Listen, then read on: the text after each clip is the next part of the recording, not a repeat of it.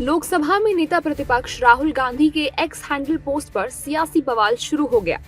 उन्होंने इस पोस्ट में देश के युवाओं, खासकर जेन जी यानी नई पीढ़ी की तारीफ करते हुए उसे लोकतंत्र और संविधान की रक्षा करने वाला असली विंगाट बताया है। उन्होंने लिखा है कि देश का युवा, देश के स्टूडेंट्स, देश की जेन जी संविधान को बचाएंगे, लोकतंत्र की रक्षा करेंगे और वोट चोरी को रोकेंगे। मैं उनके साथ हमेशा खड़ा हूँ। जय हिंद। राहुल गांधी की इस पोस्ट पर एनडीए हमलावर है। बीजेपी और उसके सहयोगी दलों के नेताओं ने राहुल गांधी पर हिंसा भड़काने और भारत में नेपाल जैसे हालात पैदा करने का आरोप लगाया है। राहुल गांधी फ्रस्ट्रेशन में है, हताशा में, और मैंने पहले भी कहा था ये नकल सब, कभी मोदी जी का नकल करेंगे, कभी जैन जेड की बात करेंगे। ये अर्बन नक्सल बनना चाहते हैं। ये एक तरह से हताशा और निराशा की भाषा है।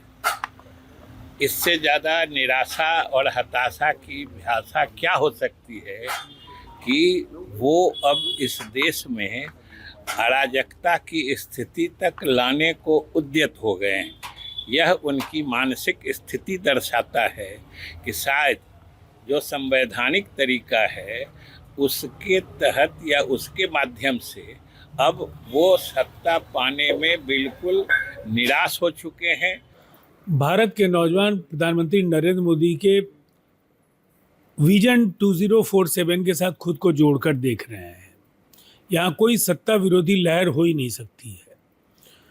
नौजवानों ने अगर देश के पड़ोसी मुल्कों में कुछ घटनाओं में शामिल होने का फैसला किया तो वहाँ के स्थानीय कारण थे, लेकिन यहाँ किसी व्यवस्था परिवर्तन जैसे मुद्दे की जनता में कहीं कोई जगह नहीं बनती है।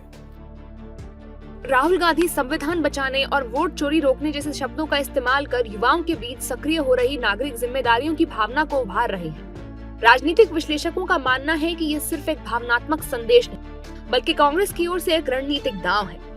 जेन जी, जो अब बड़ी संख्या में पहली बार वोट डालने जा रही है, 2025 और 2026 के विधानसभा चुनावों में निर्णायक भूमिका निभा सकती है।